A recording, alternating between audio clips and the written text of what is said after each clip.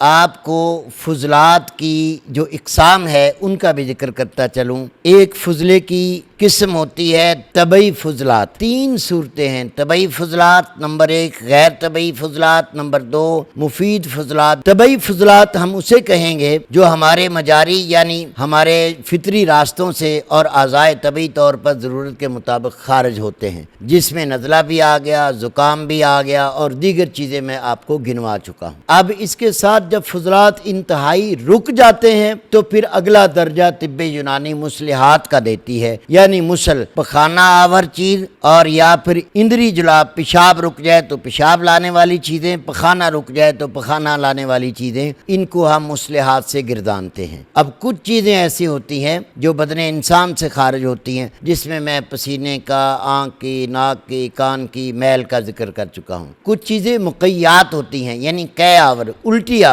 جو معدہ ہضم نہیں کر پاتا، بعض ایسی ادویات استعمال کرنی پڑتی ہیں کہ وہ الٹی کے راستے سے خارج ہو جائے، جیسے ڈبے والا بچہ، دمے والے آدمی کے بلغم کی الٹیاں لائی جاتی ہیں، بلغم کے موشن لائے جاتے ہیں، یا جیسی بھی اسے بیماری ہو اس کے مطابق دوا دی جاتی ہے۔ اب اسی طرح آگے انسان کا منی بنتا ہے، اس کو بھی اگر وقت پر پختہ کر کے خارج کیا جائے تو وہ بھی صحت کے لیے ایک فضلہ تھا، جو خارج ہونے کے بعد انسان کو ذہنی اور جسمانی سکون ملتا ہے، نہ کہ مشت زنی کی عادت۔ یہاں میں یہ بھی ذکر کرتا چلوں کہ مشت زنی جسمانی نظام کو تباہ و برباد کرتی ہے، کبھی بھی انزال حقیقی کی طرح مشت زنی انسان کے صحت کو بحال نہیں رکھ سکتی۔ آگے جا کر بہت سارے فضلات جو زائد اخراج پا جاتے ہیں، جیسے الٹیاں زیادہ آ گئیں، ہیضے میں موشن زیادہ آ گئے، پسینہ حد سے زیادہ آ گیا، پیشاب حد سے زیادہ آ گیا، تو بھی انسان نقاہت اور کمزوری میں چلا جائے گا، ہزالی طبیعت بن جائے گی، گوشت پگھلنا شروع ہو جائے گا اور کمزوریاں آ جائیں گی۔ اب آگے نمبر آتا ہے غیر طبعی فضلات۔ ایسے ناقص مواد ہیں جو خون سے پیدا ہو جاتے ہیں، رگوں کے اندر یا باہر، اگر یہ مواد متفن ہو جاتے ہیں تو پھر مختلف قسم کی بیماریوں کا سبب بنتے ہیں۔ اور مفید فضلات وہ بھی میں ذکر کر چکا ہوں۔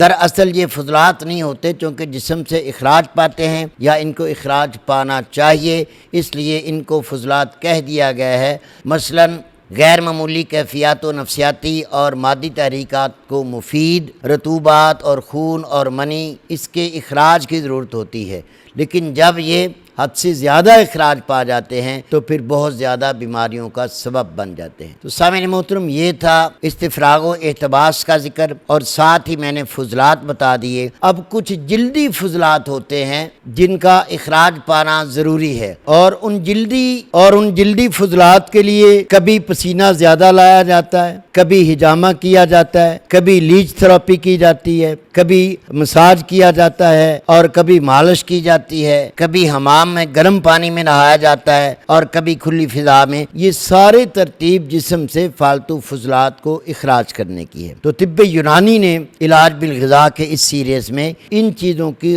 بھی بہت ہی دھیان سے مد نظر رکھا ہے، نہ کہ ایلوپیتھک طب کی طرح کہ جراثیموں کی تلاش کر کے بیکٹیریے کو مارنا شروع کر دیں۔ پیشاب بند ہے کوئی پرواہ نہیں، پخانہ بند ہے کوئی پرواہ نہیں، پیٹ پھول رہا ہے کوئی پرواہ نہیں، پیٹ میں پانی آ رہا ہے کوئی پرواہ نہیں، گیسز سارے دماغ کو چڑھ کے تکلیف دے رہے، انزائٹی اور ڈپریشن آ رہی ہے، اس کی کوئی پرواہ نہیں کی جاتی۔ طب یونانی میں ایک ایک چیز کو مد نظر رکھ کر اسباب ستہ ضروریہ کے تحت ان کو اعتدال پر رکھ کر علاج کیا جاتا ہے۔ مطب ابن طبیب پر free online check up کیا جاتا ہے۔